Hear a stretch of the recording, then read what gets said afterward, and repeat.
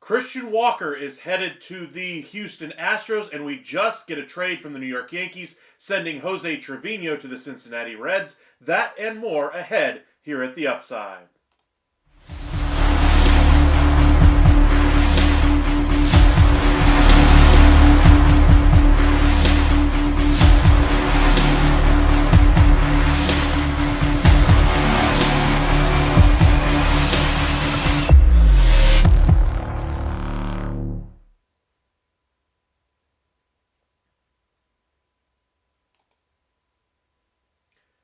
And we'll start with the big story of the day is that the Houston Astros have acquired Christian Walker, 3-year, $60 million deal.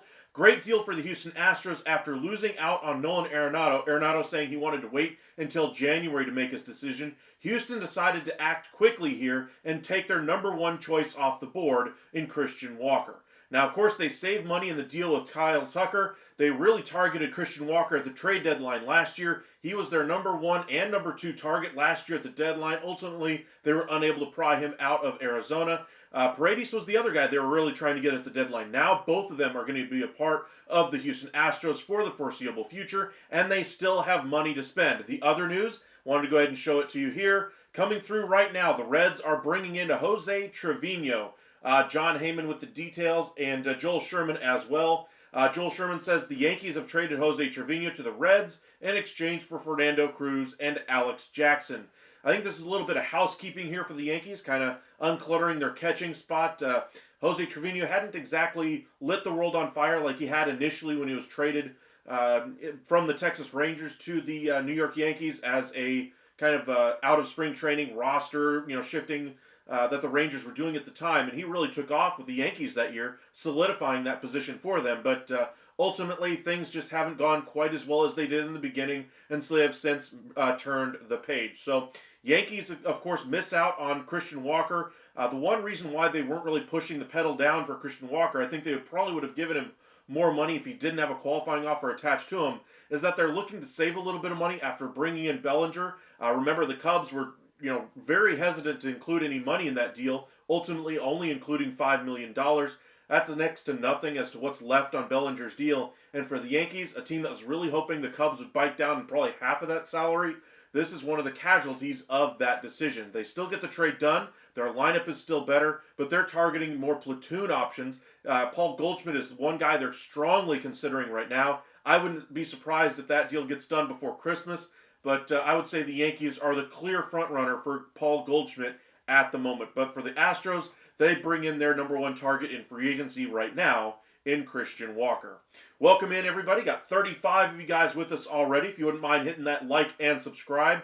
We're getting ever closer to our 2,000 goal by the end of the year. If you wouldn't mind hitting that subscribe button if you haven't already. Welcome in, Holly, Mark. Welcome back, Bryce.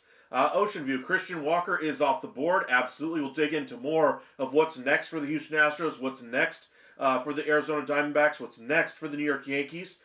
John, I guess your brother there in Jose has been traded. A little tongue-in-cheek. What have I missed? Two things that you just missed. Jose Trevino was just traded to the Reds, and then, of course, the Christian Walker move. Bunch of minor league deals finally came through. Rangers got their deal with Milner done today as well.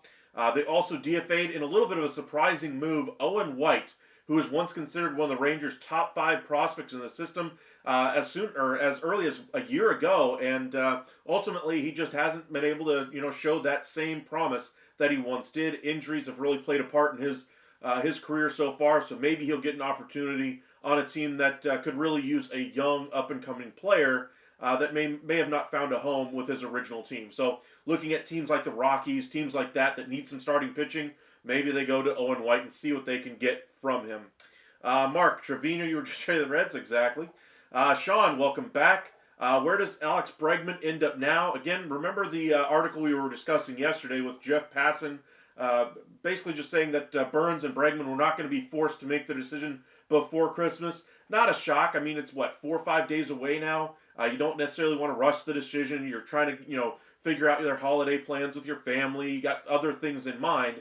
And while you may not have the best offer on the table at the moment, why force it when it's not exactly on the table right now? Maybe the longer this thing goes, you get another team that you were hoping to go to involved. Maybe the price goes up a little bit more, but it only helps. Nothing is exactly going wrong for those guys at all. So by postponing their decision, I think this actually helps their free agent decision. Now, as far as the Giants, they were considered the favorite to bring in Burns. Gotta think this hurts their chances. I told you guys every day this thing goes on, the further and further on down this thing goes. So for me, I think I started with Burns at around 80% chance that he goes to the Giants. Then I said around 70. Then we got to 65. Yesterday I was at 50. Right now I'm going to put it at 45% chance he still goes to the Giants. I still think they're the favorites, but every day this thing gets less and less likely than the day before. So we'll see where he goes. As for the Bregman part of your question there, still the three teams that are really in there. The Blue Jays, the Red Sox, and the Tigers. Yankees are said to be really interested in bringing in Bregman as well. I would not be surprised if the Phillies in January finally move on from Alec Boehm, as long as that has been speculated. Ken Rosenthal saying he's not expecting him to be on the roster starting spring training.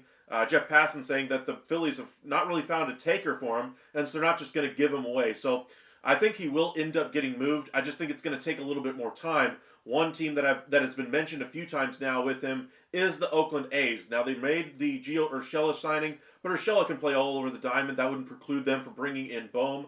I wouldn't be surprised if we see an A's and Phillies trade link up there, and that would open up third base for Bregman. If Bregman's willing to wait that long, he could be in Philadelphia, but we'll see where he goes. For me, I still think he ends up at one of those three teams, Red Sox, Blue Jays, and Tigers. I think the Yankees are a strong possibility, especially now with Walker off the board. If they get Goldschmidt at a decent number, then they'll see where their finances are at and see how much money they can really invest in a guy like Alex Bregman. Welcome in, Jose. Appreciate you joining us once again. If you guys are new here, hit that like and subscribe. We're up to 50 viewers already. We're only 9.5 minutes in. If you wouldn't mind hitting that like and subscribe, trying to reach our 2,000 goal by the end of the year. So we really would appreciate it if you'd hit that subscribe button there.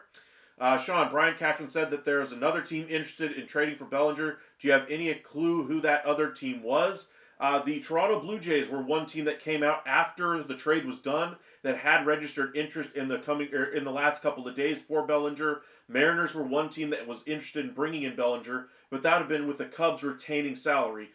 Cubs were adamant about not retaining salary in that deal. The one stalemate reason they ultimately gave up $5 million, which, like I said, is next to nothing on Bellinger, is just to finally get the trade across the finish line and get that much salary off their books. Ultimately, I think it was a good deal for Chicago, frees up some money there. I think their original plan was to bring in Jesus Luzardo, but his medicals, of course, did not check out. We discussed that move yesterday. If you guys want to check out our video, make sure you hit that subscribe button and check that out as far as kind of the breakdown of Luzardo. But apparently something came up in the medicals there.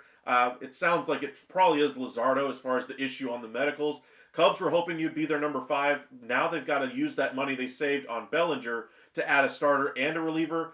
Don't know if they're going to be able to get a bat as well with that same money. That's a lot of money to that's a lot of money to give to only a couple of spots. So we'll see where they ultimately go. Let's see here. Sean, where does Arenado end up now? Well, Arenado says he wants to take his time with his decision. That tells me we're probably looking, a few weeks before spring training when he finally makes his decision. As for where, he can only not block trades, or he can block trades to anything except for 6 teams anyway. He said he's okay with these 6. And I think the way he structured it is he's given himself the best chance to pick his destination. He's not necessarily against going to the Yankees or against going to the Astros, but he can block trades to those teams and just see how their offseason ultimately unfolds. For instance, if the Yankees hadn't brought in Bellinger, hadn't brought in Fried, hadn't brought in Williams, why exactly would Arenado want to go there when he's trying to compete for a World Series, and they're clearly taking a step back. Now with the advances the Yankees have made this offseason, maybe Arenado looks at New York and says, hey, you know what? I will actually go there. Same thing with the Astros, but now with the signing of Christian Walker, I think that rules them out as a possibility for Nolan Arenado. I wouldn't say it's a 0% chance, but I'd say it's darn close to it. Alvarez would probably have to pivot to an outfield position, and I don't see that really happening. I think they're going to be stuck with what they have with Walker at third, or Walker at first, Paredes at third, and Alvarez as your DH. And I think they're going to try to go for an outfielder like Santander, somebody like that, to round out their lineup. But appreciate you guys joining us. Make sure you guys hit that like and subscribe. Welcome back, Pleberino, I think is how you pronounce it. Tell the Phillies to hurry up and trade Alec Bohm. I think they've tried. I mean, they started out the offseason looking at Nick Castellanos. Quickly, they realized he has no trade value and they'd have to attach an asset to him. The original thought there was, hey, maybe we'll attach Ranger Suarez. Then we'll sign a free agent starting pitcher. We'll bring in another, corner infielder, possibly an outfield bat. That was the original line of thinking. Then they said, hey, there's just too much negative baggage right now with Nick Castellanos. Let's go ahead and try to bring in or try to trade Alec Bohm and see what we could get in return for him. Ultimately, they haven't found a trade to their liking as of yet. We'll see if they can get one, but for right now, it looks like he's going to spend the New Year's in a Philadelphia Phillies uniform. Let's see here. I think they should trade him trade anything for him. It opens up a roster spot. I wouldn't say trade anything for him. I think he's still got some significant value. How significant is in the eye of the beholder. For instance, the Mariners are looking for an offensive upgrade. They don't necessarily view him as an instant, hey, that's a guy I want type of a trade. But I think he would be an upgrade over what they currently have. Are they crazy about doing something like that at the moment? No. But they have been connected to it. I wouldn't necessarily put a 0% chance on the Mariners acquiring Bohm. But I think the A's have been the one team that's been connected to him over the past couple of weeks most frequently that I think would really go after him. Remember, the A's are trying to at least not contend this year, but they're at least trying to put a representative ball club on the field, which means they don't want to embarrass themselves. They don't want to do what the White Sox just did last year and only win like 40 games. They're looking for a somewhat of an improvement over what they just did. This is going to be the highest payroll they have ever had in at least the time I've been watching the A's play. Remember, they never really invested in their own free agents, their own players. Now they've went out and spent money on free agency, bringing in trade Jeffrey Springs, bringing in via free agency Luis Severino, and they may go out there and add some more pieces here. Maybe they make another trade. I talked about the possibility of the Texas Rangers going for a cheap bullpen option in Mason Miller. Maybe they give up Jack Leiter and John Gray to free up some roster flexibility, maybe allow them to bring in Corbin Burns if they did something like that. Again, more money the A's would have ever spent than at any time in franchise history. We're just in a different kind of unique place in baseball right now where even the bottom dweller teams that you're not expecting to win 80 games next year, are spending $20+ million on a free agent just so they can at least be a respectable ball club. That's how high free agent prices are right now. So just imagine, those are the prices teams like the A's and Angels are paying right now for Severino and Kikuchi. Just look at what the rest of the clubs are looking at to try to build up a contending roster. For a wild card team, for a team that's looking to win the division, for a team that's looking to push for a pennant, let alone a World Series, you're going to pay through the nose for it in free agency. So maybe trades are what they're trying to get done right now, and why we've seen things really slow down on the free agent market. We were hoping we'd get some Burns and Bregman news, this week or this past weekend anyway. It didn't happen. Obviously, nothing this week, and it looks like it's going to take after Christmas before we see anything of real movement there. Nick Pivetta has seen his name come around the bend a couple of different teams now, so we'll see where he goes. St. Vintage, I know you just mentioned that one. Pivetta to the Cubs makes sense. Now with them being out on Luzardo, I would agree with you. They're looking for a number 5 starter. Haven't heard too much of Pivetta to the Cubs. I've heard more Walker Buehler. With the signing of Griffin Canning by the Mets, I wonder if they get in Sean Manaea and just allow the group there to kind of compete for that number 6 spot in that rotation, with Griffin Canning as the guy they're hoping takes the reins on that one at a low-cost option. Maybe they go with Walker Buehler, but I think the door is open now for the Cubs to lock down on Walker Buehler and say, hey, we're going to give you the ball. Hey, you want to go out there and win? Go out there and compete. You got an everyday spot, or you got a spot in our rotation right now. Go ahead and sign up right now, and we'll get you done. So maybe that's something we see in the offing. Let's see here. Who's the next starter the Cubs can acquire? Buehler is the one name I've been hearing quite a bit. Pivetta is one guy St. Vincent just brought up as well. I wouldn't be surprised if they're looking for that, number 5 starter in that $10 to $12 million bin. For instance, say they want to go a little bit higher in free agency. Andrew Heaney probably could be had for 2 for 27, 2 for 25, somewhere in that range. And I think that would be a good price for the Cubs. Heaney has really good stuff.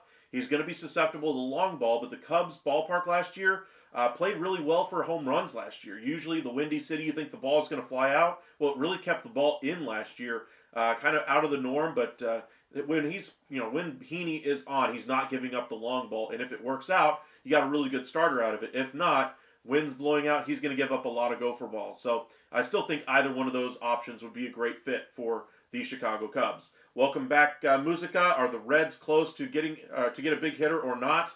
I wouldn't say a big hitter, no. They have been connected to several starting pitchers. They're trying to upgrade their rotation right now. Pivetta has been one name. I know we keep bringing up Pivetta, but he's been the guy that kind of fits the description of what a lot of teams are looking for right now. Somebody that's not necessarily at the top of his powers in free agency, commanding a multi-year deal, but somebody that if you give him a 3-year deal, maybe you could get a bargain on the deal. Say 3 years at $50 million, 3 at 45, 3 at 35, somewhere in there. I wouldn't say it's out of the realm of possibility. Maybe a 1-year deal at 15 probably gets the deal done with Pivetta if he's looking to hit free agency next year. Maybe a 1-year deal with an option. All of those are in play, but the Reds are looking primarily at pitching right now. I like the addition of Trevino. Doesn't exactly move the needle for me, but I think they're still a work in progress. They have a really good young position player team. They got some good options on that in that rotation, but for me, they still need more proven innings. So somebody who can eat a lot of innings is what I'd be looking for if I'm the Cincinnati Reds. Michael, welcome in. Any Teoscar news? Well, we heard a few days ago that he was looking for a 3-year deal in the $22 to $24 million range. I think he's going to get it. With that price coming down from what he was expected to get at the beginning of free agency, I think the door has now reopened for a reunion with the LA Dodgers. Remember, he was the one guy, the one teammate of Shohei Ohtani that he really connected with outside of Yamamoto. And I think him coming back to the Dodgers would really help kind of keep that clubhouse intact. They have a really good roster. I think they're still the favorites for the World Series. They're my World Series pick right now. But bringing back Teoscar Hernandez would really cement that lineup as far as filling any holes they might have. Now, they still have a hole at the number 5 spot in the rotation. Remains to be seen if they fill that with Kershaw, Scherzer, Sasaki, whoever else, Corbin Burns even. Closer role or 8th inning role is also open. Tanner Scott has been connected there quite frequently. Ryan Presley as well. Welcome in, Brad. First time I think I've seen you in our chat. If you guys are new here, please feel free to say hello. Let us know where you're watching from. And hit that subscribe button. It really does go a long way to helping our channel out. And we're going to be live with you guys every single evening. So if you need your update from baseball, keep all your rumors in one spot, catch up on what you might have missed while you were working, hit that subscribe button. We'll be more than happy to do it for you. There's nowhere else that you're going to get this level of content. I mean, not even MLB Network does this anymore. They got rid of High Heat. They got rid of Intentional Talk. They got rid of MLB Now. All of those shows in the middle of the day, those are now gone, especially in the offseason. We'll see what they replace them with when baseball rolls around again. But this offseason, High Heat, or not High Heat, but Hot Stove is nothing more than a variety show at this point, not known for its newsworthy information that we used to get with Ken Rosenthal when he was still there. And then you get John Paul Morosi, John Heyman, and Joel Sherman in the first hour of the show. Now you're left with Ringling Brothers, we'll put it that way. Let's see here. Welcome in, JJ. Appreciate you joining us. I think this is the first time I've seen you comment as well. Get Luis Arraez for first base and convert Ben Rice back into catching. Arraez is a contact hitter. I love Arraez. Now, that's a skill that's not really paid for in free agency, so maybe you can get a long-term deal done with him.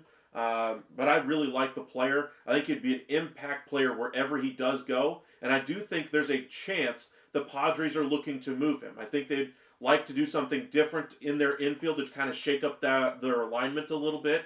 I think Arraez would get you a pretty penny back. I think Dylan Cease would get you more. But both of those guys right now from the Padres are on the block. I have heard next to nothing as far as teams that are connected to him outside of Dylan Cease. I think the Orioles have been one of the most connected teams to him as well as the Texas Rangers.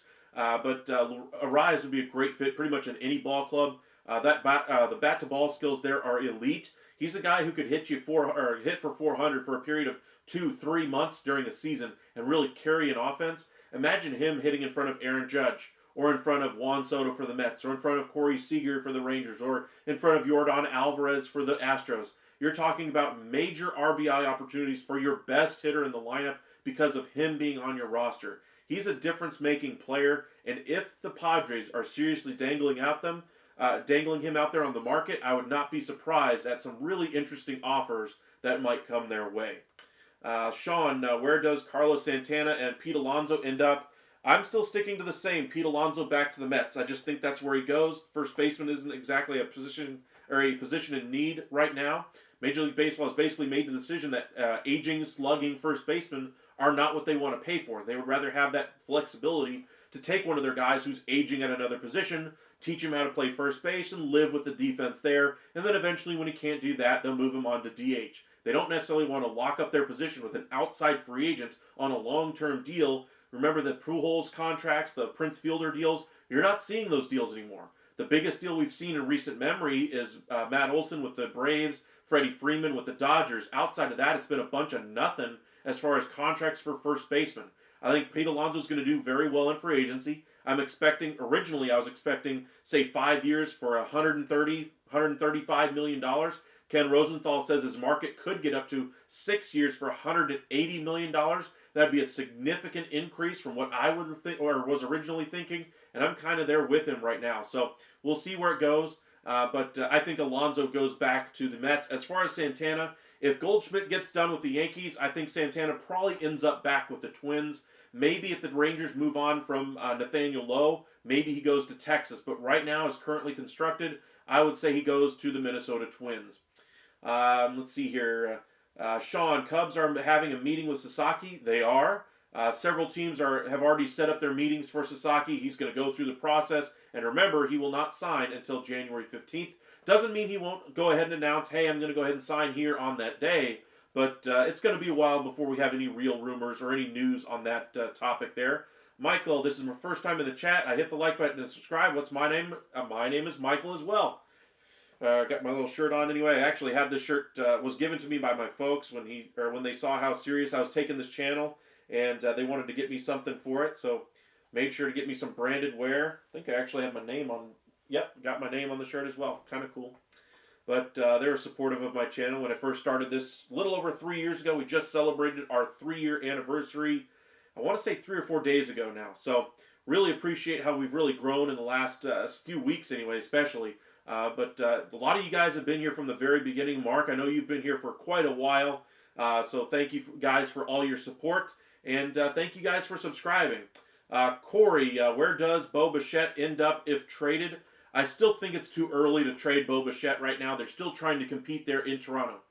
That said, teams are calling about Bo Bichette. If you guys want to flip over here to MLB Trade Rumors, you can see the headline right here. Blue Jays receiving trade interest there. Ken Rosenthal saying as much. Doesn't exactly surprise me. He is a good player, but his price has got to be really low right now, at least for what teams could be willing to or would be willing to ask or to be willing to give up for him. Now, as far as what the Blue Jays are going to be looking for, the sun, the moon, and the stars. That's what they're looking for in a trade for Bo Bichette, and that's for 1 year. Just imagine if he had 2 years left on that deal, and if he hadn't come off of such a terrible year this year, we'd be talking about a really big trade offer. Something that might not quite reach Juan Soto with 1 year left on his deal, but something darn close to it. But he didn't perform well last year. They're going to hold on to him at least through to the trade deadline and see where they're at. Once they get to the trade deadline, if they're out of the playoff picture, that front office already knows they're going to leave, and so they might just try to, make their resume look a little bit better by trying to set this organization up for, success down the road, trading Bo Bichette, trading Vlad Guerrero Jr. We'll see what they choose to do, but for right now, Bo Bichette is not going anywhere. At the trade deadline, maybe a team like the Dodgers could reach out there, to see if he's a fit for them at shortstop. I wouldn't be surprised if he ended up on a team like that. Maybe another team will reach out to him and say, hey, maybe you could play third base. Another possibility there as well.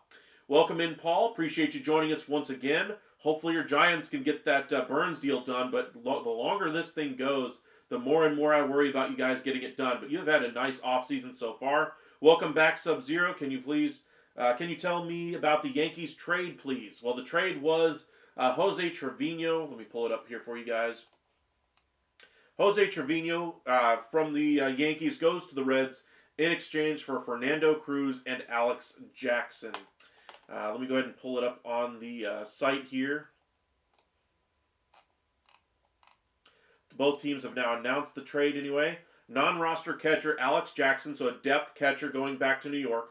With Jose Trevino leaving New York, they needed to bring in another catcher here. Doesn't exactly mean anything as far as the long term there, but I like the move for the Yankees. Clearing off a roster spot allows them to get some extra flexibility, and they get a reliever out of it in Cruz. Now, Trevino's numbers through his career high 115 games last year in 22, 248 average according to MLB Trade Rumors. Led all catchers in 21 defensive run save in 22 as well. Let's see here. Splitting time behind the plate. Season injury in 23. They still have Austin Wells. Okay. And then Fernando Cruz, let me pull up his numbers. In case you guys were wondering, his numbers with Cincinnati, he's 34 years old, or just had his 34-year-old season anyway. 3-8, 0.3 WAR, an ERA around 5. Not exactly great numbers there. Nice strikeout numbers per inning. Gotta like that. Walks, not great, but the strikeout numbers are what you really like right there. So the Yankees are kind of getting another Mark Leiter Jr. as far as this trade goes. I don't necessarily hate the trade. I think this is more of a 5th, 6th, 7th inning type of a pitcher that they're getting back. And just like we just saw with the Texas Rangers bringing in Milner, they're looking at a certain stat here. They're not looking at necessarily ERA and saying, hey, this is the stat that defines if you're a good pitcher nowadays. They're identifying a skill, and they're noticing, hey, walks are kind of low for a high strikeout rate, almost 15 per 9. That's a guy that if you hit it, maybe you can really count on that to be, a guy that you can come in and face a, Shohei Ohtani in a big spot in the 6th or 7th inning before you get to your closer, so you don't have to exhaust them for that hitter. So this could be a real weapon out of the bullpen. Now, as far as the strikeout to walk ratio, around 3 strikeouts per walk, you'd like to see that a little bit better, but the walk rate, is what the scary part is there. Home runs were a little high last year, that could come back down more around a 0.8 per 9 as opposed to 1.2. But as far as the breakdown of this trade, I like the deal for the Yankees. They offload a little bit of their catching depth here in Jose Trevino, a guy that they weren't necessarily pinning their hopes on for next season, and getting a decent reliever back that solves an issue for them on the cheap. So, good deal. ERA, again, it's a little bloated anyway from the Cincinnati Reds. I still like the deal, though. Strikeouts, 14.7 per 9. Like it.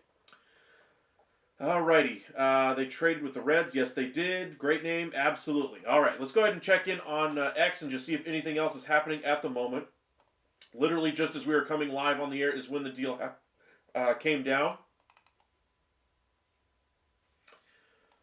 Baseball Trade Values has this as an overpay by Cincinnati. They really like the relief pitcher Cruz out of this, and I would agree with them. 4 years of team control. Wow. I didn't know he had that much control. I saw 34 years old, and I thought, well, maybe he's, going to be after a free agent after the year. But if he's got that much value still, we're not exactly talking about a spring chicken either, though. We're talking about a guy, that's 34 years old, probably going to be able to throw at this level for maybe a year or two. So you're not exactly going to be spending free agent dollars on him at any point. So, this is a good deal for the Yankees. I really like this one. Let us know in the chat what you guys think of the trade overall. Just a small, good trade here, I believe, for the Yankees, as the Yankees continue to impress me this offseason. Welcome in, Joshua. Let's go Notre Dame. All righty. They're my pick to actually win the playoff this year. The loss that they had earlier this year, completely baffling, not going to lie. But they have been one of the most dominant teams in the country, if not the most dominant team in the country, outside of possibly Oregon. What's the score of the game anyway? I haven't checked in on it. But if you guys wouldn't mind sending that to me, that would be nice. But let's go ahead and check in on a few other headlines, see if anything else is going on. Let's see here. Yankees met quietly Thursday with Roque Sasaki, who had been in New York the previous day anyway with the Mets. Okay.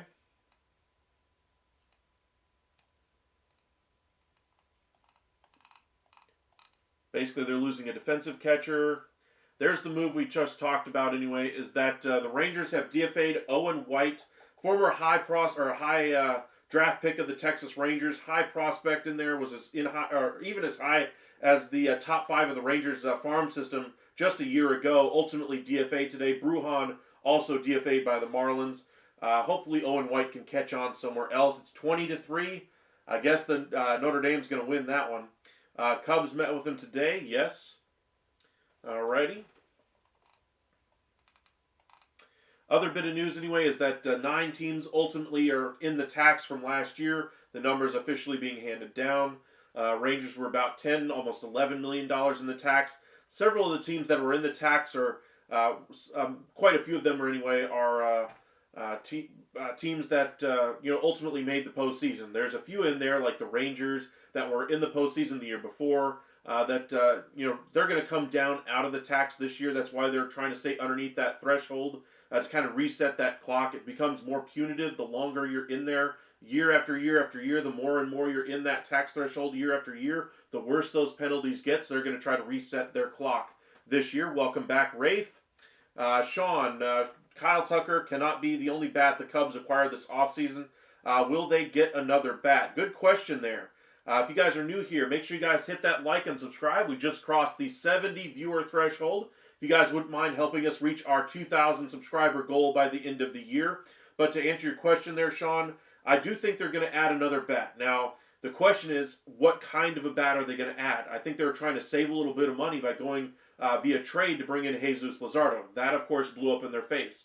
If they bring in Walker Buehler, that's going to cost, I think, a little bit more money than they were originally hoping to spend on a number 5 starter. And, that might take away the money that was going to bring in a bat to replace Bellinger in that lineup. They still have Suzuki. They still have some good young prospects that are coming. Maybe they peddle Horner at the trade deadline. I don't think they're going to move him in the offseason. Injuries and all that kind of a thing.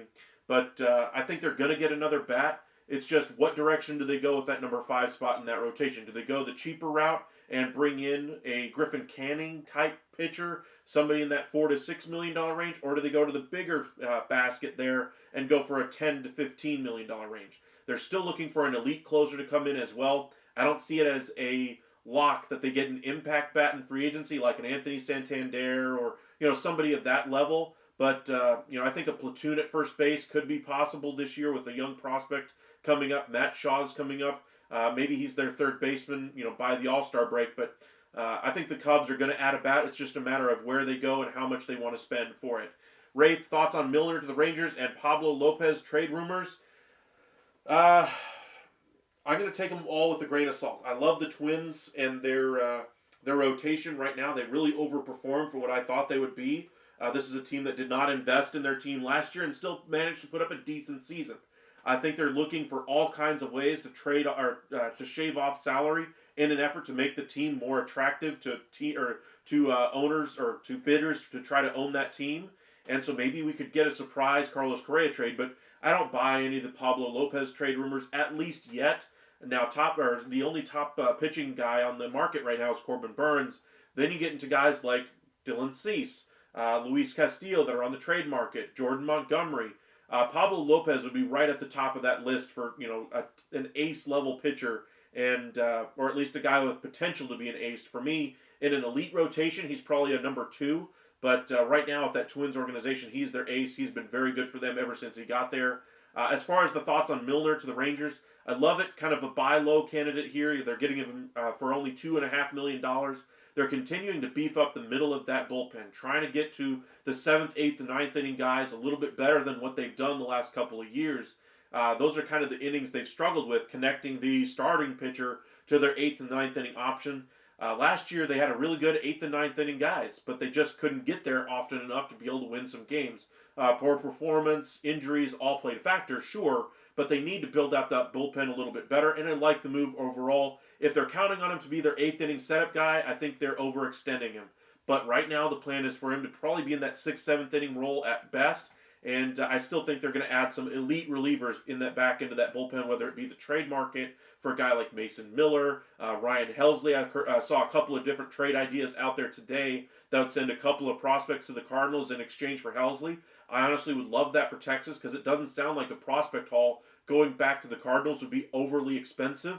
We'll see what happens. Let's kind of catch up on some of these comments, though. Paige, welcome in. I think it's the first time I've seen you in our chat. Thank you for joining us. Hit that like and subscribe if you haven't already. Too late for Arenado to go to the Stros?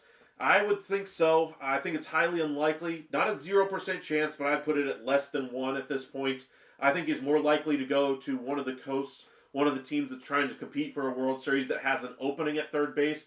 For instance, the New York Yankees. Now that Christian Walker is off the board, say they bring in Paul Goldschmidt, and ultimately Bregman signs elsewhere. I think third base then becomes a priority for them. Maybe it's Alec Bohm, maybe it's Nolan Arenado, but I think once we get to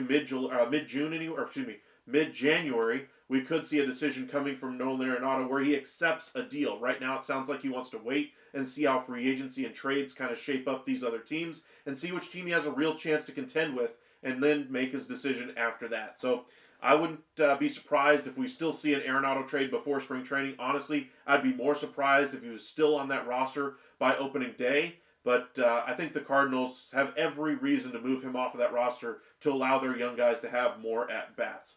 Sub-Zero, if the Yankees did get another starter, it could be Walker Buehler. Where would Alex Bregman and Paul Goldschmidt go?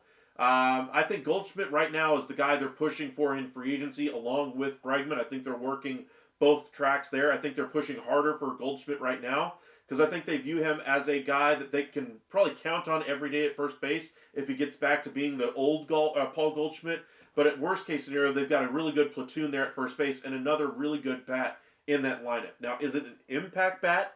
It could be, but I think that's part of the reason why they would still try to work both tracks here and try to bring in Bregman. I think he would be a definitive lineup-changing move for them to bring in Bregman, while as Goldschmidt, you have a little bit more of a question mark. Is he going to be the 2023 version of Goldschmidt, 2024 version of Paul Goldschmidt, or are we talking about 2018, 2017 version of Paul Goldschmidt? Souls, the Yankees, really? Let's see here. Trying to understand your comment there, Joshua. Will the Yankees give up 2 more picks signing Bregman? Well, I mean, look at what the Rangers did the year they won the World Series. They were willing to, risk losing the draft pick to get the player. Look at the impact Seager, Simeon, DeGrom, Eovaldi, all those guys really had on the Rangers. Now, of course, that's not exactly the rule. That's the exception to the rule. But you're talking about a long-term addition to your roster. Bregman's going to be on that Yankee squad. Say he signs for 7 years. You're telling me in the next 2 years you're going to use the guy you're going to draft in a compensation round that's going to equal the impact that you're going to have from Alex Bregman? I don't think so. And that's why I think teams that value their picks a little bit too much can kind of get a little short-sighted, or at least not understand the short-term possibilities of that roster. And I'm not even saying it's short-term. We're talking about Bregman over 7 years. That's a long-term contract.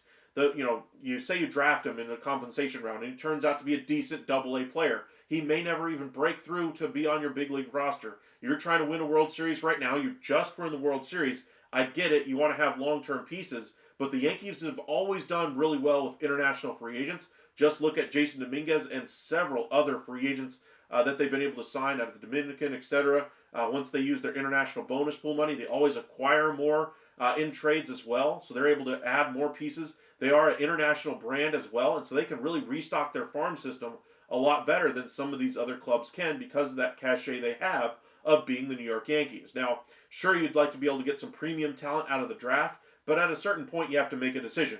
Are we a draft and develop team, or are we a compete for a World Series at all cost team?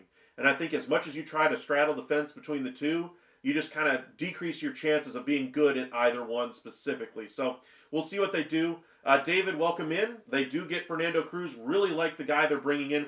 14.7 Ks per 9. Really great numbers there. For me, this has a lot of shades of Mark Leiter to it. Tells me we've identified something the Yankees really like in their bullpen is guys who get strikeouts. Now, the walk rate was a little bit worrisome. ERA was horrendous last year, around 5.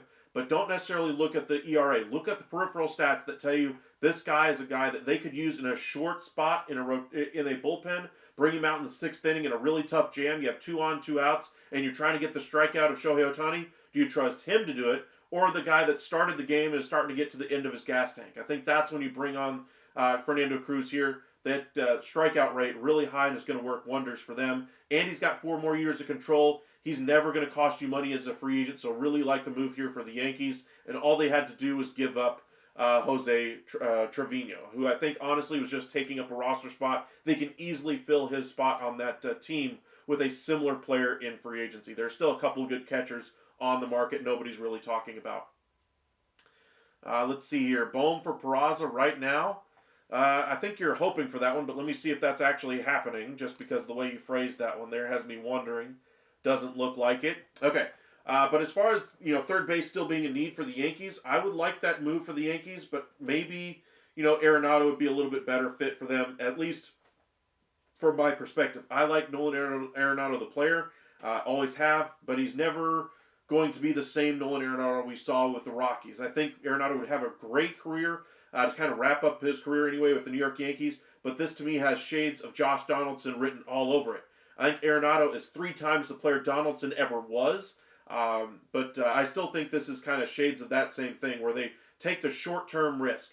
1, 2, 3 years, whatever's left on Arenado's deal, rather than going the big contract in Alex Bregman that would solidify that position for them for years to come. While Arenado would be good for a couple of years, you're still going to have to give up prospects to be able to get the deal done. Is he or does he still have it? Does he turn into an albatross on the roster later on? You have the same worries with Bregman, but right now we're talking about Alex Bregman, a guy who's always been in the postseason. He doesn't know anything other than winning once he gets to Major League Baseball. He's been in the ALCS every single season of his career. And we're talking about one of the winningest players we've ever seen in baseball history hit free agency. Now, is he the sole reason the Astros got there? No. But of course he's learned a lot from his time there in Houston. He would bring invaluable leadership to that Yankees clubhouse. Sure, you look at Aaron Judge and say, hey, no, we don't need leadership. We got Aaron Judge for that. The vocal leader of the team was Anthony Rizzo. Once he left that clubhouse, we saw the issues that kind of showed themselves after the season with Juan Soto. And while there's not necessarily a bad clubhouse there, Bregman would make sure that clubhouse is working the right way and getting the things done that they need to get done. I would have a lot more faith in the direction that ball club is going with Alex Bregman than if they made a trade for Nolan Arenado. So I guess that's my bigger point there, is that I'd still go out there and spend the money on Bregman rather than give up prospects, worry about the Cardinals eating more money on Arenado, and how much does Arenado really have left, whereas Bregman, I know, still has untapped potential, could be an even better player than he's shown with the Astros so far, and I still would go towards Alex Bregman. All right, let's catch up on some of these comments here. Nobody is buying Correa, not at the price right now. I think if you take off, say, $50 million that is left on his deal, you could have a serious conversation about a trade there. But again, still smacks a lot of, buying low on some of these big value contracts that are out there. Reminds me a lot of the way the Red Sox offloaded a lot of contracts to the Dodgers many years ago. But for me, the Twins are trying to save money right now. We'll see what they ultimately do to try to stay competitive in the Central. I think they're more worried about saving money right now than winning, though. What about Byron Buxton? I don't think he's going anywhere, primarily because the Twins are valuing him too highly, and other teams value him highly, yes, but they also realize the contract and they realize the inability to stay on the field. I don't think a deal gets done there. Rafe, in your opinion, do the Rangers have a better shot at Cease or Burns? Burns because he's a free agent. I think Cease's name has come up over the last couple of days. I would not rule anything out when it comes to CY. We'll see what happens there. Sean, Griffin Canning signed by the Mets. Absolutely love that signing for them. But if they're promising him a spot out of in their rotation to start the year, I think that's a bit of a mistake. I think they should make him compete for it. And if he earns it out of spring training, I love the signing. Only 1 year, $4 million roughly. Love the deal overall. Worst case scenario, he turns out to be a bullpen piece, spot starter when Senga goes down. I really like the deal. But for me, they still need to bring in Sean Manaea and then make Griffin Canning compete with the arms they already have for a rotation spot. Jose, welcome in, welcome in. What can you see for the Stros outfield? I'm still, on team Anthony Santander to fill Kyle Tucker's shoes. They've been connected to Profar over the last couple of days as well, as Profar is trying to get a 3-year deal done with the Padres. Sounds like they're hesitant to go that far in free agency. So maybe Profar ends up with the other Texas team in the Houston Astros.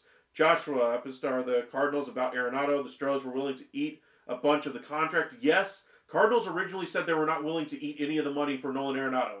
Uh-oh, that was false. Now every team knows they were willing to eat $15 million for the Stros offer. Now they can go back to the Cardinals and say, hey, you were willing to eat, $15 million for the Astros. Why don't you eat a little bit more for us? We're a team that he would be willing to go to. And then they try to get a deal done there. None of this was good for the Cardinals, though. I think, the Astros realized, hey, we didn't get Arenado. We're going to go ahead and go with our other guy we wanted anyway, and Christian Walker. They get the deal done. 3 years, $60 million total. Love the deal. Love all what Houston has done so far this offseason. Has been a masterclass in how to, pivot in an offseason. Love what they've done. But as far as the Cardinals, I'm not saying they still can't unload Arenado and still get a good value for him. But just having that number out there, $15 million that they were willing to eat on his deal, doesn't exactly help in terms of their negotiations with other clubs. And they may still end up dealing him to a team like the Astros or to the Yankees or somewhere else. And, I think they just need to clear off a roster spot at this point and just see if they can get Arenado to agree to a trade to somewhere. Now, if he goes into the, he already can accept, or he doesn't have the ability to reject a trade anyway, to 6 clubs. Maybe you start negotiating with those 6 clubs and see if you can come across a deal that makes things work out for you. Fungo, welcome in. I think this is definitely the first time I've seen you in here. If you guys are new here, we got about 75, 76 of you guys with us right now. Hit that like and subscribe. Really does go a long way to helping us grow our channel. We've gained over 185 subscribers in the last week and a half alone with our winter meetings coverage, and we're going to be live with you guys every single night breaking down all the latest from the MLB Hot Stove season. So make sure you hit that subscribe button. We're getting ever closer to our 2,000 subscriber goal. Let us know in the chat where you're watching from. Hit the like on the video. Follow us on X at Upside Ascend and on Facebook at Upside Sports Network. No way I'd give Bregman 7 years. I mean, why not? Like I said, he's an ascending player. Not necessarily as ascending as you might have hoped. Not as good as Soto. But like I said, he's known nothing but winning. And he's a very good, versatile player who can play short, a very premium position for you, or third base. For instance, the Toronto Blue Jays. I think that would be the perfect free agent this offseason, and they're having difficulty getting somebody to accept their money. I think they're still going to try to bring in another guy to, show Bregman that they have a chance to really compete after Vlad Guerrero Jr. leaves. If he leaves in free agency, they want to show they're going to have a good team no matter what while Bregman is there. I think that might be part of the holdup as to why Bregman has not signed yet, because he doesn't see the vision for the Blue Jays going forward. He sees 2025 as a chance to really compete, but after that, it's a complete wild card, complete mystery as to where that team is going to go. Do they go into the gutter? Do they go into a 5-year-long rebuild? Bregman ain't going to be here for that. For the Yankees, though, they're going to be competitive. You'd probably be willing to accept a little bit less money to go there than the Blue Jays because of the certainty of being in a postseason situation. My favorite for him, though, that I'm kind of leaning towards now anyway, would be the Boston Red Sox. I think his swing fits great there. Young, ascending team. You move Devers over to first base possibly. Love the idea there. But we'll see what happens. Tigers are still in there as well. Rafe, Mets interested in Goldie. Would they rather have Pete or Goldie? Pete, definitely. I think they're just playing games right now as far as money. I think Cohen's going to get the deal done no matter what at this point, but I think they're just not trying to be flippant with his money and just, give whatever the free agent wants immediately, just not push back at all. I think they are pushing back on Alonso. I think the market has said as much as well. And those numbers that we were expecting at the beginning of the offseason, say 5 years, 125, 5 years, 135, versus the numbers we're hearing over the last couple of days at 6 for 180, 185. Maybe we meet in the middle. But I think he's still going to do very well in free agency. You look at the last 2 really big contracts we got for first baseman. One was after a trade and extension with Matt Olson, 8 years, 160. Freddie Freeman was $150 million. Alonso, I think, is the next guy to get paid. And then next year, we're going to see a massive deal for Vladimir Guerrero Jr., the first one of its kind, really since Albert Pujols and Prince Fielder signed their mega deals way back when. But for the Mets, I think their preference would be Pete Alonso. I think Goldschmidt, the Yankees have him as their preferred first baseman next year. Let's see here. St. Vintage Goldie could be a DH for the Mets, if Pete stayed, I would agree there. But I think they're looking for a possibility of Vlad Guerrero Jr. next year.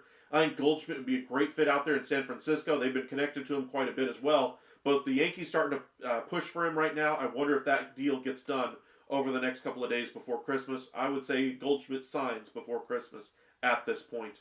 Fungo, let's see here. Yankees should sign Santana 1 year, like him, with that short porch and right. Couldn't agree more. I think he'd be a great stick there at first base, and it's not going to cost a whole lot. Sounds like he wants a little bit more than what he was getting last year, so somewhere in between, say, $4 and $10 million.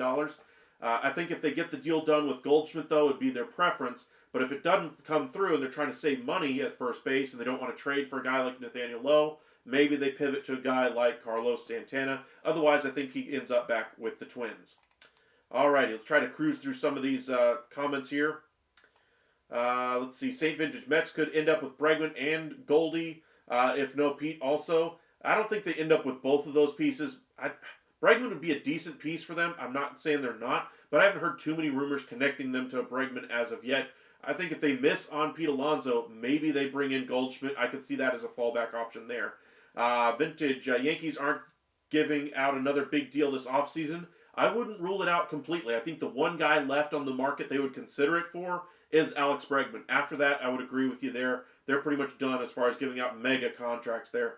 Clutch, welcome in. Any Blue Jays news just got in? Appreciate you just joining us. I think we got about 77, 78 of you guys with us right now. If you guys wouldn't mind hitting that like and subscribe, it really does go a long way to helping us out. Again, we're trying to reach our 2,000 subscriber goal by the end of the year. So if you wouldn't mind hitting that button, thank you in advance.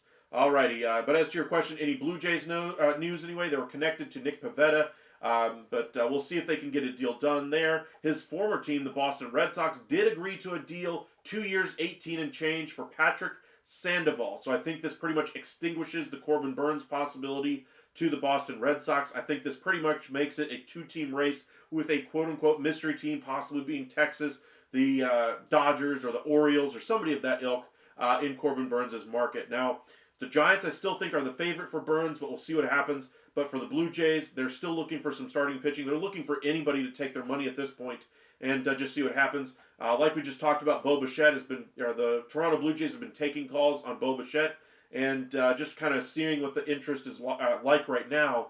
But I don't think they're looking to move him at all. I think they're looking to gauge interest so that when they revisit this topic come the trade deadline, they know the teams that were looking at him already. They know what they were willing to pay for a full season of Bo Bichette. When they get to the trade deadline, what would they be willing to give up at that point? Compare the two and see what's happening. But you're correct there, Mark. No new transactions for the Jays today. Rafe, if Rangers signed Jock, would he be DH? Rangers got their outfield set in stone as long as they are all healthy. That's the caveat there. As long as they are all healthy, I guess their preference for their outfield would be Carter, Langford, and Garcia. But that's a big if. Maybe Tavares is the fourth outfielder there, but he can't count on his bat anymore in that outfield. And so to bring in Jock Peterson, that's the one guy I'm hoping they don't bring in that they've talked to so far.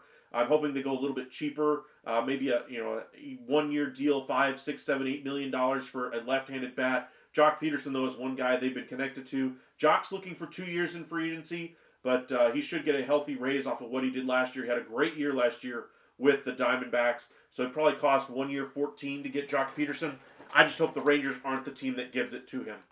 Mark, watching from Ontario, welcome back. If you guys are just joining us, make sure you guys hit that like and subscribe. Tell us where you're watching from. St. Vintage, Groton, Connecticut. Wow. St. Vintage, I'm going to tell you something here. I'm from South Dakota originally. Aberdeen was where I was born. You know where I grew up my first few years of life that I still consider home to this day? Groton, South Dakota. So it has a special place in my heart every time I see that city's name come up. So I appreciate you for bringing it up to me there. Nice warm feelings around Christmas holidays, so I appreciate that. Fungo, Santa Clarita, California. Alrighty. I know we had a few people watching from Europe the other day, Venezuela, Belgium, Brussels, several Canadians. We had some people from Florida. We had a few from New York, a couple from Texas as well. I'm based here in Texas, about an hour and a half east of Dallas, if you guys were wondering. Let's see here. Bichette has not been traded. No, he has not been traded, Joshua. Who did they get? No, they did not trade him. Watching from Danube, Canada. I'm not sure if I'm pronouncing that right, but another Canadian. Welcome in, welcome in. We do have a pretty strong Canadian contingent, so welcome in. Would they trade Bichette? Sorry, I've been drinking. They would not trade Bichette right now. They're at least taking calls on him with teams are registering interest, and they're at least cataloging it for once they get to the trade deadline, they can revisit those same talks if they're out of contention, if they haven't gotten a long-term deal done. But they're not looking to move him. Since nothing has really happened in free agency for the Blue Jays, they're kind of stuck in limbo right now until they make a decision on some of these free agents, or the free agents make their decision themselves. Holly, let's see here. No Joshua, they didn't. Rafe, any fun names you could see being traded that nobody really expects to be dealt? Okay, so one that I'm kind of expecting at this point is Ryan Helsley. I don't believe the Cardinals when they say they're not looking to move on from Helsley. You do not take a successful closer who's had injuries and poor performance in his background, start the season on a rebuilding club. You maximize your value and get what you can for him. Put a young guy back there in the closer role and see if he takes off with it. I don't buy it that they're trying to take it to the deadline and see what price they can get at that point, because who knows if he's even healthy or performing at that time, or how many teams are even going to be interested. Sure, he's a really good option right now. You have all teams in the league looking for relief help. Why would you cut off, say, 5, 6, 7, 8, 9 of those teams who fall out of playoff contention by the trade deadline and just not trade him now? I think the move to make right now is to move on from Ryan Helsley. But as far as a fun name that I could see being traded, one we've talked about quite a bit is Nathaniel Lowe, because I think that means quite a bit for Corbin Burnes. I think the only way they move on from Nathaniel Lowe is if they make an impact starting pitcher addition, whether that be Dylan Cease or Corbin Burnes. That would be an impact, paradigm-shifting type of a move for the Texas Rangers. That would be why it would be fun. Not necessarily that Nathaniel Lowe would be the fun part. It'd be what Texas is doing that creates the need for them to move on from Nathaniel Lowe that could be so much fun. Those are kind of a couple of things I'm keeping out for. Let's see here. Anthony, welcome in. Why don't the Yankees look to sign Corbin Burnes? Well, they already have a really good rotation. Just looking off the top of their rotation, you got Cole, Fried, Rodon. You got Heel coming off of a great Rookie of the Year campaign. You got Stroman is probably your number 5. Clark Schmidt is still there as well. They've already invested quite heavily in that rotation. Now, if they brought in Corbin Burnes, of course, you can never have too much pitching, but they have other holes on that roster to fill, and I think they're still looking for at least one more impact bat. They're looking for a solid bat to kind of lengthen out that lineup in addition to an impact one and an 8th inning guy. That's a lot to do. Corbin Burnes would eat up quite a bit of the money to do so. Sean, where does Charlie Morton or Kenley Jansen end up? Honestly, I hope Morton ends up back in Atlanta. I think that they're looking to improve off of that position, though, rather than bring back Morton. But he was hoping to retire at the end of the year as a member of that Braves organization. We'll see if he gets his wish. As for Jansen, I'm going to guess the Detroit Tigers. I know they're in there for Kirby Yates, but I think Yates probably ends up back in Texas at this point on a 2-year deal. Say 2 years, $22 million for Kirby Yates to end up back in Texas. And once that comes off the board, they're still looking for a closer there in Detroit. I think he'd be a good option there. Nobody left. Terry, need to trade too much money? Or Stroman, I guess is what you're trying to say.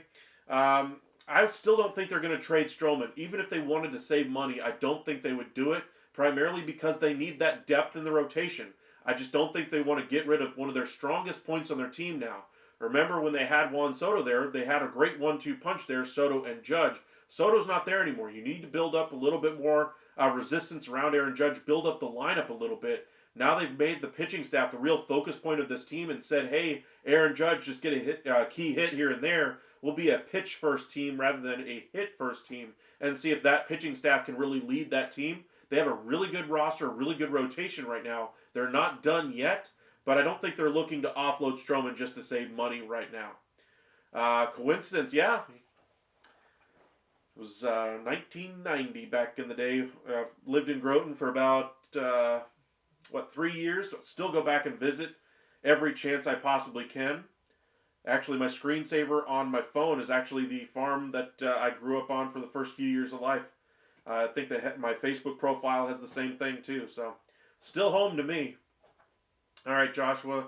Love the show and insight, Indianapolis, Indiana. All righty, welcome in, welcome in. Jared, welcome in. First time I think I've seen you message today. If you guys are new here, hit that like and subscribe. Got about 65, 70 of you guys with us at the moment. Trying to reach 2,000 subscribers by the end of the year. If you guys wouldn't mind hitting that button for me. Mark, Jared, at least you're not a Jays fan like me. Yikes. Let's see here. Watching Seattle continue to be disappointed by your Mariners. Well, you had the greatest rotation in Mariners history this past year. So I hope you enjoyed it, Jared. I hope you did. Because it looks like it's going to end. Castillo looks like he's going to end up on another team because the Mariners have a self-imposed $15 million budget. If they're looking to improve that lineup, they're going to have to offload Castillo in order to free up some money in order to do so. There's not a whole lot of guys left on the offensive side of things that could be a huge difference maker for them, but they need just somebody to come in there and give some protection to Julio Rodriguez. We'll see where they ultimately end up bringing in some talent there. But Jays, it's been rough for the Jays the last couple of years, but I think you might be in for an even rougher time the next few years, Mark. I hope not, but I think unless they turn this around and compete and win the division or win a playoff series this year, I think you're up for a really tough road ahead going forward for the Jays. Rafe, thoughts on Lorenzen being a two-way player? I really hope that a team isn't buying that because you look at the numbers for Michael Lorenzen, outside of a 32-game stretch where he hit 4 home runs in 2018, he's around a 200 hitter. Now, the speed is there for Michael Lorenzen. He can come in and be a pinch runner. The versatility of having him be available as a hitter and not count as a pitcher towards roster constraints, I think it's just a gimmicky way to get him onto a team. He's a good pitcher. You don't need gimmicks to be able to get him to sign somewhere. He signed at the end of free agency last year, 1 year, $3 million to Texas. He was pretty good for Texas for a stretch during the year last year. I think he could get a very similar deal once again on a contending team. Sign late right before spring training, not maybe take it all the way to the end. But he's still a good player. I don't think you need to do the gimmick and say he's a two-way player, even though he has hit in the home run a few times in his career. Jared, Mariners, Jays, and Guardians fans all kind of the same boat currently. I wouldn't include the Guardians in that one. Guardians are still, a competitive team, probably the favorite in the division in the AL Central, so I wouldn't lump the Guardians in there yet. Jays are on the downward side of things. The Mariners, they have a really good up-and-coming young rotation. It's just that they're stuck with the same budget constraints. Jays have a lot of money. They don't necessarily have anybody to take the money. Guardians have some budget constraints, but they're a little bit more successful, at least at the moment. So I would say each one is very similar, but they do have their differences.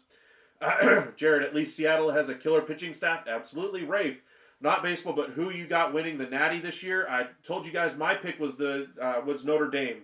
That was before I saw what they were doing today. I haven't even seen the game. I just saw the snow before I even went into work today, and I was like, all right, snow game. But looking at the college football playoff, I just really like Notre Dame, the way they've been coming in. They have that one egg that they absolutely laid, but they've been crushing people. To me, they're the probably 1A, 1B with Oregon as far as who's the best team coming into the college football playoff. I'm going to pick Notre Dame, though.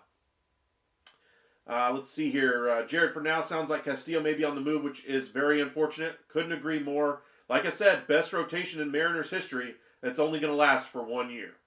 Michael, Yankees made a trade with the Reds. Yes, in case you guys are just joining us, let's recap the moves that have happened today. The Houston Astros have signed Christian Walker, a guy they were adamantly trying to bring in around the trade deadline. Ultimately, the trade fell through with Nolan Arenado. They pivoted quickly to Christian Walker, get him 3 years, $60 million. Now they're going to have an infield with Walker at first, really upgrades their infield defense. They're going to have some really good production now at first base, whereas it's basically been a wasteland for them the last couple of years ever since they tried the last year of Gurriel, the last couple of years with Abreu, last year with Singleton. Nothing's really worked at first. Walker is significantly the best player they've had there in a while, so I like the move there. They're going to have Paredes at third base. They're still going to add to that outfield mix. My guess is they bring in a guy like Santander or Profar, but I like the pivot Houston has made this offseason, trading away Kyle Tucker, bringing in Walker.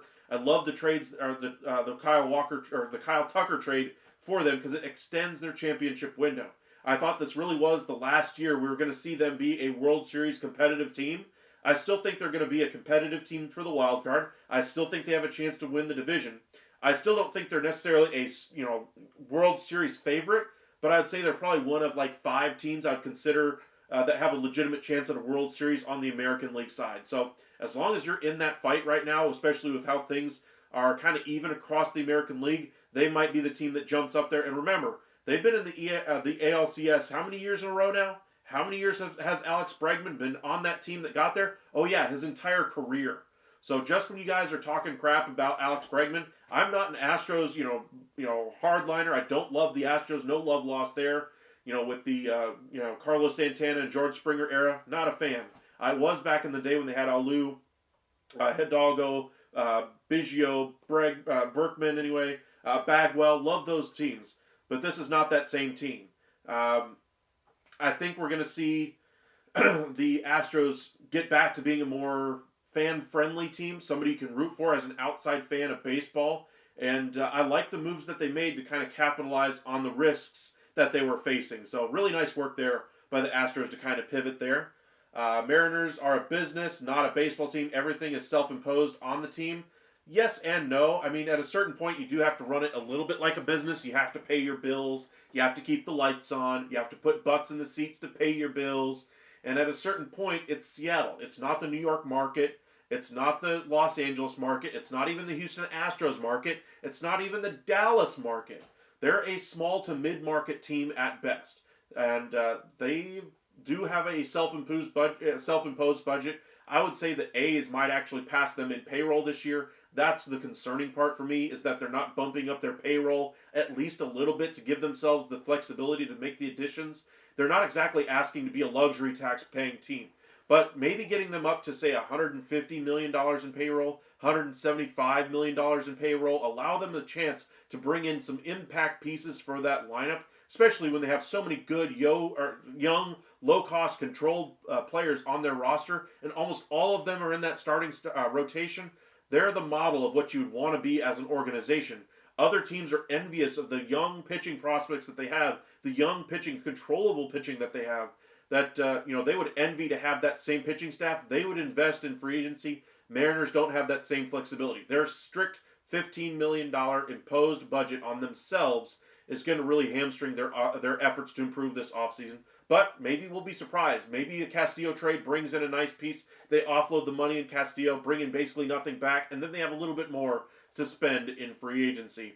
Lorenzen should be a tight end. I mean, he's a multi-sport guy. Maybe he could be. Rafe, what would Jose Urena deal look like if he came back to the Rangers? Would really love to see him back.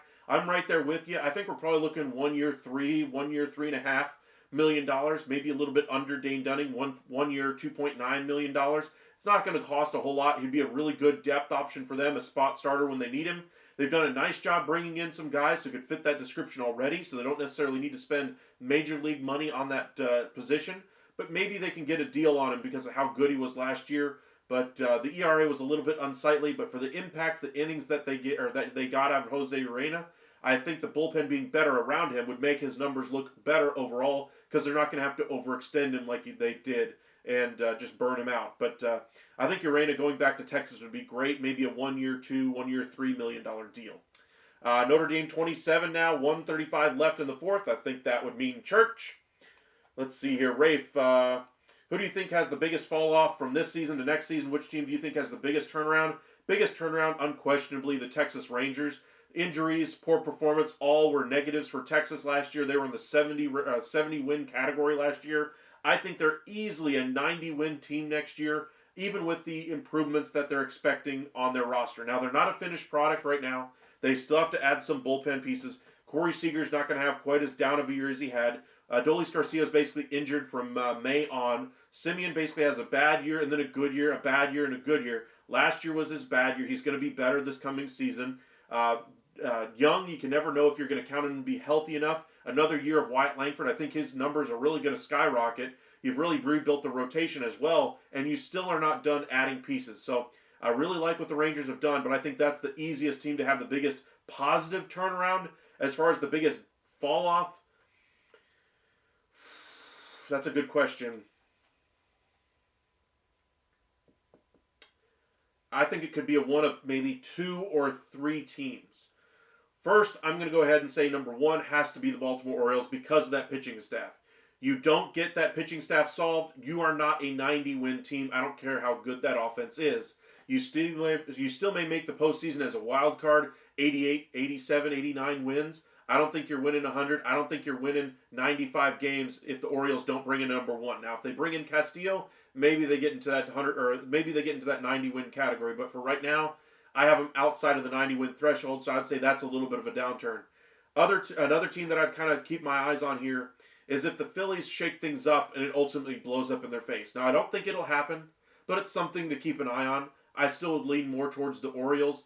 And then the last team is the Atlanta Braves. With Ronald Acuna coming back, you think this is going to be a boon for them, but they're going to be decreasing their budget this year. They're trying to save a little bit of money. They're not going to spend a whole lot in their bullpen. They've already came out and said as much to Mark Bowman, the Braves beat reporter. They are not going to invest in that bullpen very much. They're looking to bring in a lower cost starting pitcher, a lower cost corner outfielder, and while I think they'll get good pieces there, they have a little less depth at catcher. Their starting rotation is getting a little thin now, and that bullpen's going to be very thin next year as well. So I think the Braves are in for a little bit of a downturn, and they could fall out of playoff contention if the teams like the Diamondbacks have really good years, if the Giants really pick things up in the NL West. In the Central, say the Brewers continue to keep on rolling and win, and that young team continues to grow. We could see a team like the Cubs, who've invested now with Kyle Tucker, overtake the Braves and win a wild card spot ahead of them. They have a very tough division there with the Braves, with the Mets and Phillies there. I think they could be one team that might fall short of making it to October, but we'll see. Greg, welcome back. Welcome back. Got about 60 of you guys with us. We'll be live for a few more minutes, but make sure you guys hit that like and subscribe if you haven't already. Really would love to have the help. We're trying to reach 2,000 subscribers by the end of the year. We've gained over 185 in just the last week and a half. But if you guys wouldn't mind, if you're new here, please hit that subscribe button. It goes a long way to helping us out. So thank you very much in advance. Greg, Luke Weaver is the Yankees' 8th inning guy. I would say so, at least for right now. But I love his ability to play up or down depending on how the lineup is really set up for him. For instance, say you're set up to face Shohei Ohtani in the 7th. You bring in Weaver for that spot, and then you have another guy that you're comfortable with taking the ball in the 8th inning. Say you have Shohei Ohtani up in the 8th, of course, then you bring out the best option to stop that best part of the rotation, or best part of the lineup there. But having another guy that can qualify as that 8th inning setup guy, another elite level arm, would be just what the doctor ordered, and especially with the falters that they had at the back of that bullpen last year. Just more insurance at the back of that bullpen is exactly what they need. Joshua, A's or Angels have to be the biggest improved teams? I would say the A's from a record perspective have to be that team. I think the Angels are still going to be kind of a middling team for me. They haven't really done anything on the offensive side of the ball that really changes my opinion of where that ball club is headed. The A's, meanwhile, have a pretty good offense. It was about that pitching staff, and they get a couple of good starting pitchers there, and I don't think they're done. They're still looking for more position players as well at third baseman. They already brought in Gio Urshela, but I don't think that rules them out from adding other pieces as well. Welcome back, Tim. Been a minute since I've seen you in our chat. Long time no see. Welcome back. Welcome back. Should the Mets re-sign Alonso to a long-term deal? In a word, yes. I mean, their backup solution is what? Guerrero next year. Goldschmidt has a one-year option this year. I get it. You know, Alonso isn't exactly the perfect player. But I don't think signing him long-term, with Cohen's money anyway, rules out the possibility of bringing in Vlad Guerrero Jr. next year anyway. Say you bring in Alonso this year on a 6-year, $180 million deal. It's a lot of money. It's not my money. It's Steve Cohen's money. But he's willing to spend it and win at any cost right now for that Mets organization. Gotta love that if you're a Mets fan. But bringing in Alonso, I don't think would rule them out of signing a guy like Kyle Tucker or signing a guy like Vlad Guerrero.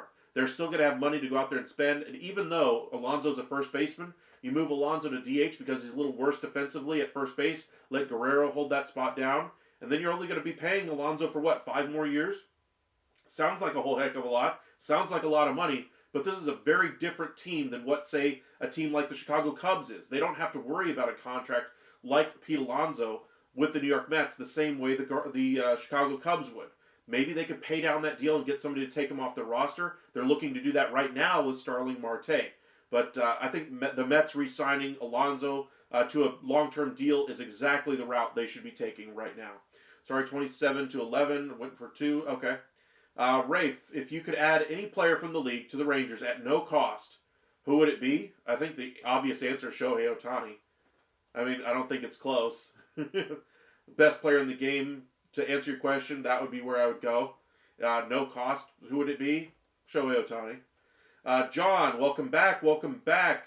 Are the Yankees getting Goldschmidt? It seems to be where they're headed right now. They're looking to bring him in, to kind of platoon with Rice at first base. Maybe they use Rice in a trade to bring in another piece. Maybe he could be a part of that Nolan Arenado trade. But Goldschmidt, I think, would be a good signing for the Yankees. They're pushing for him right now, even more so than they are for Buehler. Let's see here.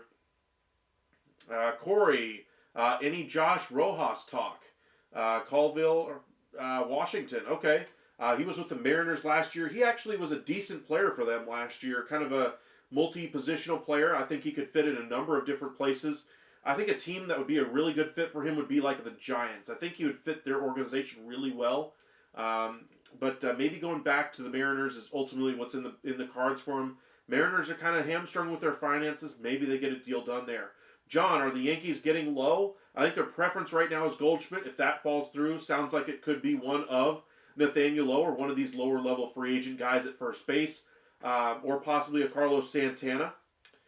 Let's see here. Yodel, welcome in. Welcome in. I think this is the first time I've seen you in our chat. Make sure you guys hit that like and subscribe. Like I said, trying to reach 2,000 by the end of the year. Help us get there if you don't mind, and hit that like on the video. For Yankees, Justin Turner, third base. Could be a good one-year option at third base. But again, this smacks a lot of the Josh Donaldson type of decision for the Yankees. They've spent the money elsewhere. They don't want to commit long-term dollars because they don't want to spend on Carlos Correa, so they went for Josh Donaldson.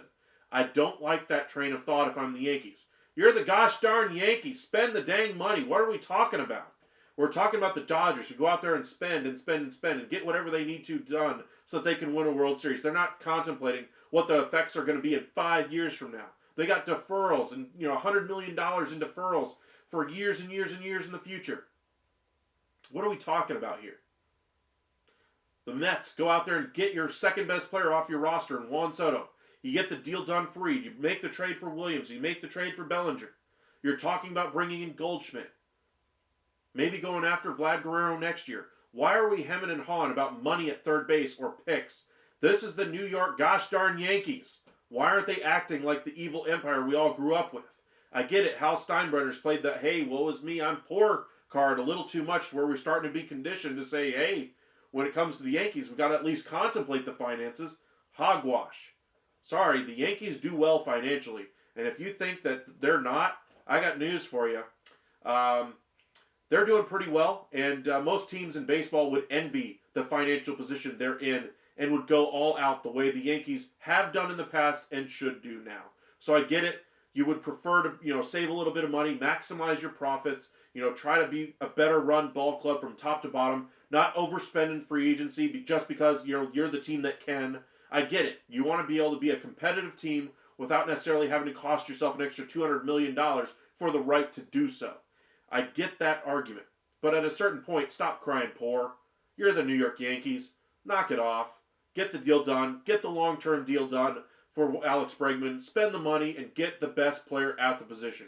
That's what the Yankees should do. That's what they've done in the past, and that's what they should continue to do. And I know there's small markets out there that absolutely hate that. I get that too. Sometimes a team like Pittsburgh would love to be able to retain some of their top-level free agents, and they just can't afford to pay their own guys the same way the Yankees could pay them. I get it. But you're a draft and develop team. The Yankees aren't necessarily that. And so they've got to do it a little bit differently. They're playing in a different market as well. They have New York to draw from as far as the market, TV market, the money, all those kinds of things. Pittsburgh is dealing with Pittsburgh's market. Not exactly the same thing. And so I get it. Small markets, you don't like the big money, guys going to the big market teams because it doesn't seem fair to you.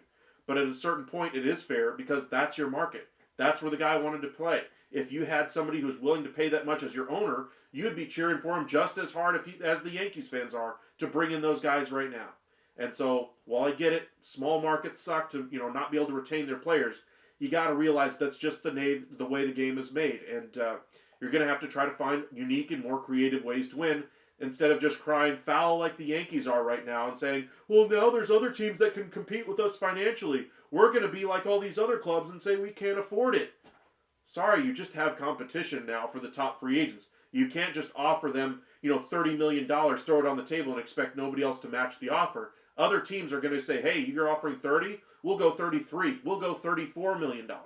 Dodgers are managed by the Guggenheim partners there. They have untapped resources. Money is rolling in ever since Shohei Ohtani has come into that team. They are literally swimming in money right now. They can do whatever they want. The Mets, Steve Cohen, seemingly endless spending that they can do. They are rolling in money. They can compete in the pools. The Yankees in previous years were the only team that could touch.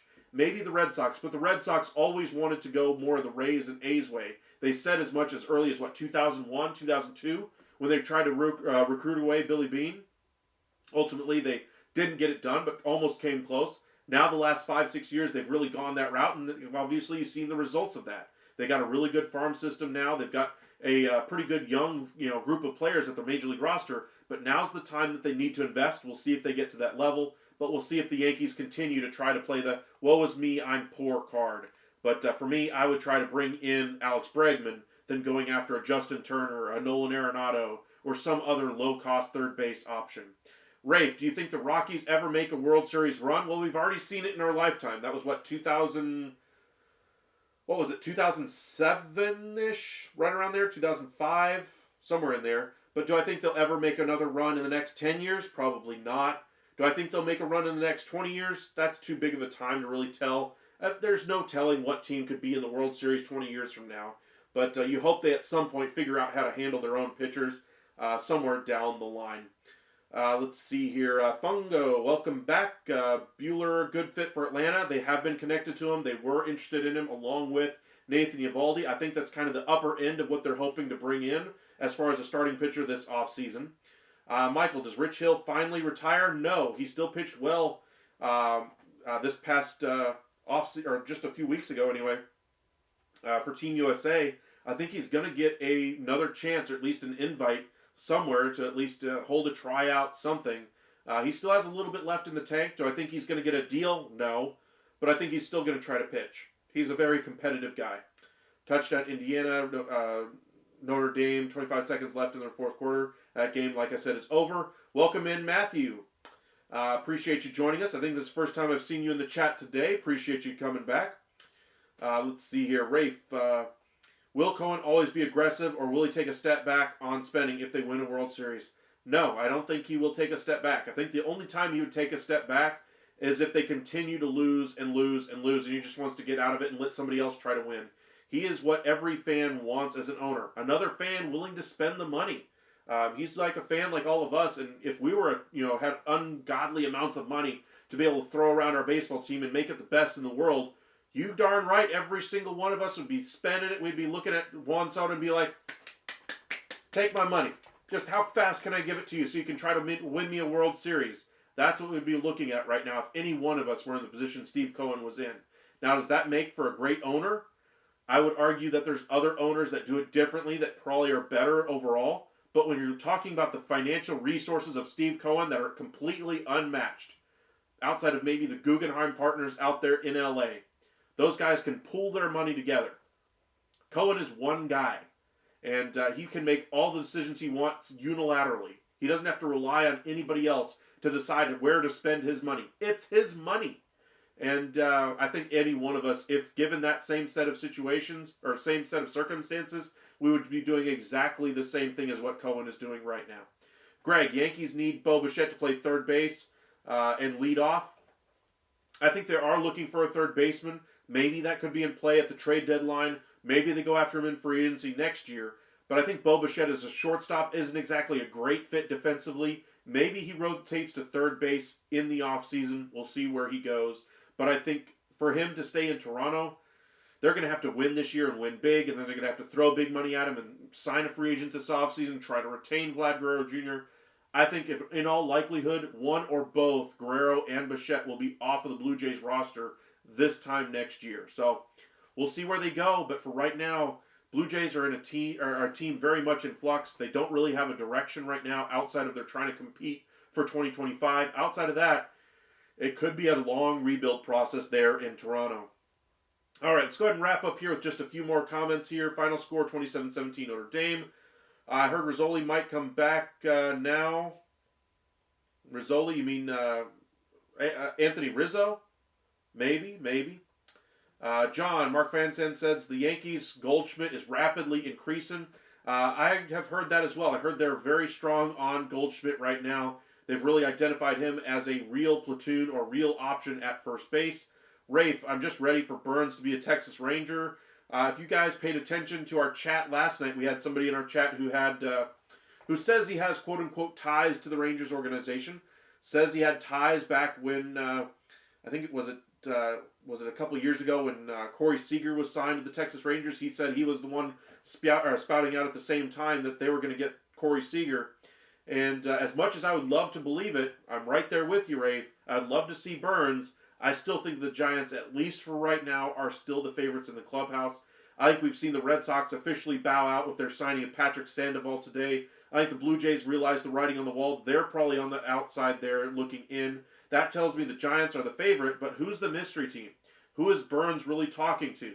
And I'm expecting once he does sign somewhere, we'll get reports that, hey, the Rangers were in here. Hey, the Dodgers really checked in as well. So I wouldn't be surprised if we saw something like that as well. Welcome back, VPCZX. Appreciate the super chat. Thank you for supporting the channel. Labatt was the better owner of the Blue Jays. What is it, the Rogers group right now? I still like the group there that they have at the owners.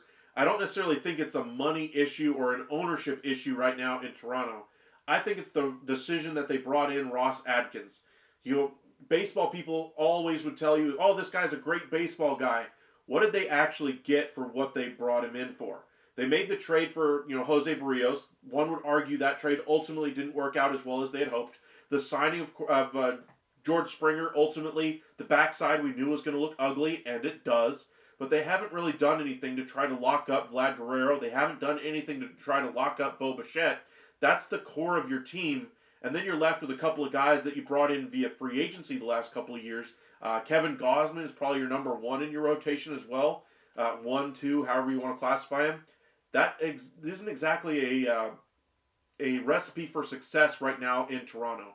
I would like to have seen them done something different before this point. With the writing on the wall right now saying, hey, these guys are probably leaving, they're going to have to overpay somebody to try to come in there and help them this upcoming season. Maybe they compete. Maybe they make a push for a series this year, but I don't think they're going to get it done. I think they'll ultimately be below 500 at the trade deadline, and we'll be talking about where Vlad Guerrero Jr. is going to go, where Bo Bichette's going to go. Maybe they could trade Kevin Gausman. Who are they going to trade some of their relievers to? I think that's the more likely chance right now for the Blue Jays than anything else. Holly, I want to know who the mystery team is as well. Couldn't agree more. I mean, I would love to hear who the mystery team is because the Red Sox getting Sandoval, with the Blue Jays looking at other alternatives and seeing the writing on the wall that he's going to go somewhere else, tells me that the Giants really have competition, their most stiff competition anyway, from a quote-unquote mystery team. We've heard that from a few different sources, including Joel Sherman, John Heyman, and from Ken Rosenthal as well. Who is the mystery team? Each one has their idea who it could be. John Heyman speculates it's the Rangers. We saw some other report that it could be the Red Sox. If the Red Sox were that team, maybe we get a decision quickly now from Corbin Burns. But Burns and Bregman both say they're going to wait until after Christmas. Rafe, will you be live again before Christmas? I'm going to be live every single day, my friend. I'm going to be live today, right now. I'm going to be live tomorrow. I'm going to be live the next day. On Christmas Eve, I'm going to be live probably 3 o'clock in the afternoon, kind of breaking down everything that's happened so far this offseason. Kind of an offseason recap episode for you guys. For those of you guys who have plans on Christmas Day, you guys can check out that show. Catch up on all the rumors that you may have missed. We'll be live earlier on that day, and then that evening I'll be spending with the family. And then Christmas Day, I'll be live once again. I'm not going to miss any more of these lives. I've really enjoyed the community we've built here, and I want to keep this thing going as long as we possibly can. The last couple of weeks have been the best this channel's had as far as viewership. We've gotten several videos, over 100 concurrent viewers throughout these long lives that we've done. Right now we're at 59. We're fluctuating between 60 and 70 viewers right now in just today's video. That's great for our numbers, and the more you guys hit that like on the video, the more you guys hit that subscribe. It really helps this channel grow. When you submit, when you do the super chats like that, thank you guys. It really does go a long way to support this channel and help us to create more of the content that you guys really enjoy. And like I said, there's nowhere else you're going to get this level of coverage for baseball right now at all. I mean, MLB Network, give me a break. They don't even cover the sport anymore in the offseason.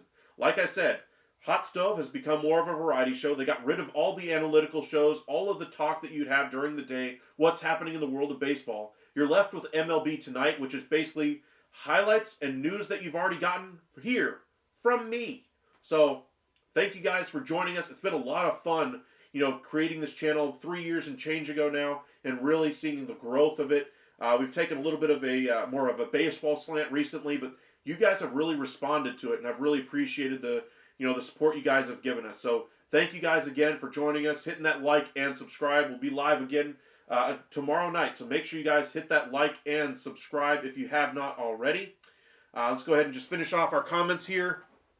The Yankees going after Arenado. They are looking to improve their third base spot. I imagine they're focusing on Goldschmidt now. They're still talking about Bregman. Arenado says he wants to wait a little bit longer into free agency. So while I'm sure they've had conversations already with the Cardinals, do not expect anything on Arenado until January. Corey, Nashville Rays, just make it happen. Honestly, I would love to see a team in Nashville. In case you guys are wondering, the best untapped baseball market in the country, Nashville. Just look at their AAA team. That's all I'm going to say. VPCZX, Montreal needs a team back. I couldn't agree more as well. I would love to see Nashville get a team. I'd love to see Montreal get a team. We're going to see Vegas get a team here. I don't think Oakland's going to get a team back, unfortunately. There's a few other markets I could see baseball going to here in the United States as well. But I do agree Montreal would be a great site for a team right now. That and Nashville are probably the top two competitors for the next quote-unquote expansion team, or for a team that wants to move. Rafe, you have told me more rumors than the rest of the internet combined. Well, I told you guys, I'm going to gather every single one of those rumors that you're going to hear and put them here in our live. So make sure you guys hit that like and subscribe. We'll be live again tomorrow night. We'll be live a little earlier tomorrow night to get off a little bit earlier. So we'll be live probably around 7 o'clock in the 7 o'clock in the evening anyway, Central Time. So make sure you guys hit that like and subscribe. Appreciate all you guys who have supported our channel. Thank you for the super chats. Can't tell you how much those mean to us. Thank you, my friend. I really do appreciate it. I think this is like your third time you've done it already, VPCXZ, or ZX anyway. Sorry, I keep mixing up the letters anyway, but really appreciate you joining us once again. If you guys are new here, hit that like, subscribe, follow us over on X at UpsideSN, and on Facebook, Upside Sports Network. Y'all have a great night. We'll see you again tomorrow.